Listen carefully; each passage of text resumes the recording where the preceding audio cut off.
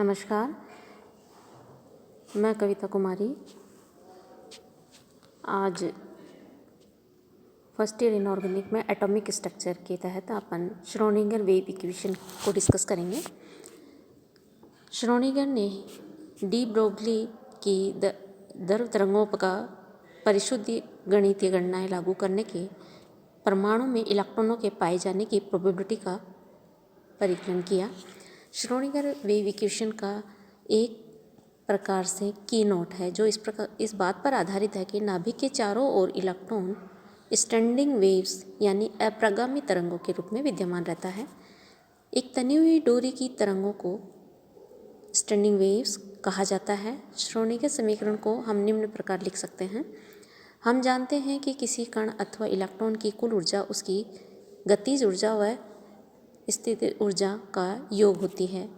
तो हम इसको लिखेंगे E बराबर KE प्लस PE यानी kinetic energy plus potential energy. इसको हम लिख सकते हैं 1/2m new square plus bracket minus KZE²/R।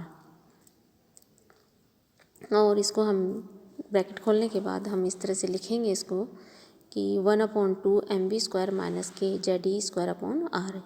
यदि हम गतिज ऊर्जा को निम्न प्रकार से प्रदर्शित करें यानी कि 1/m न्यू स्क्वायर बराबर 1/2m.mv²/m, तो हम लिख सकते हैं इसको 1/2mv²/mv की होल स्क्वायर/m।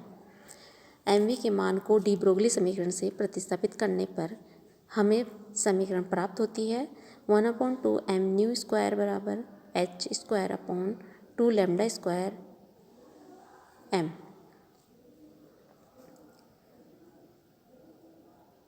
इस समीकरण से 1/2mv² का मान हम ऊपर वाली समीकरण में रखेंगे यानी 14 नंबर की इक्वेशन में रखेंगे। तो हम लिखेंगे E बराबर h²/2λ²m माइनस KZE²/R। h²/2λ²m बराबर E प्लस KZE²/R और 1/λ² बराबर 2m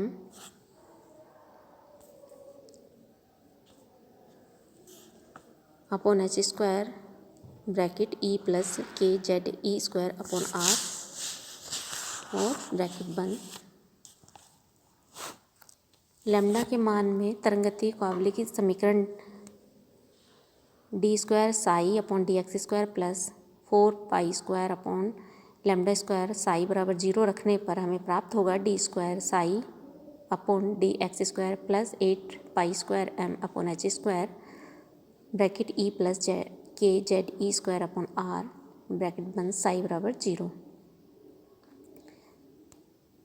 उपयुक्त समीकरण के लिए वेव फंक्शन कण के लिए है जो एक विमीय तंत्र में गति कर रहा है, अर्थात तरंग एक दिशा x में गति कर रहा हो। इलेक्ट्रॉन जिसकी गति तीनों अक्षों पर होती है x, y और z। इसके लिए हम वेव फंक्शन जब निकालेंगे तो हम लिखेंगे del square psi/del x² plus del square psi/del y² del square psi/del z² plus 8m²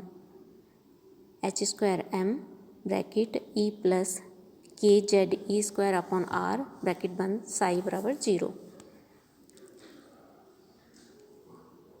और डेल स्क्वायर एक गणितीय ऑपरेटर है जिसे प्लासियन ऑपरेटर भी कहते हैं और हम इसको इस प्रकार लिख सकते हैं bracket minus h²/d π²m del square plus v bracket बंद साई बराबर E साई²। यहाँ ध्यान देना ये बात यह है कि बाईं ओर का पद minus h²/8π²m del square plus v तथा साई का गुणनफल नहीं है। ये एक ऑपरेटर है जिसे Hamiltonian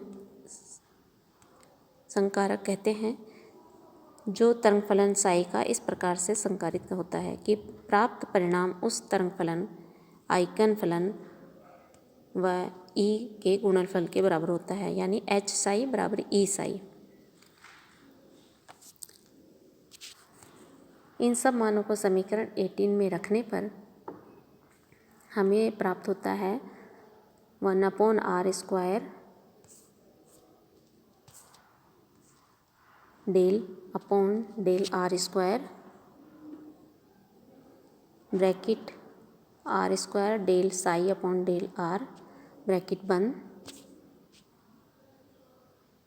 1/r² sin theta del theta bracket sin theta del psi/del theta plus 1/r² sin² theta del² psi/del psi² बराबर plus 8π²m/h² bracket e plus kze²/r bracket बंद साई बराबर 0।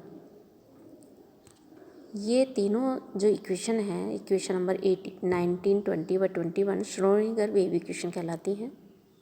श्रोडिंगर की उपयुक्त तरंग समीकरण द्वितीय कोटि की अवकलित समीकरणें हैं जिनके कई हल संभव हैं, लेकिन पहले वाली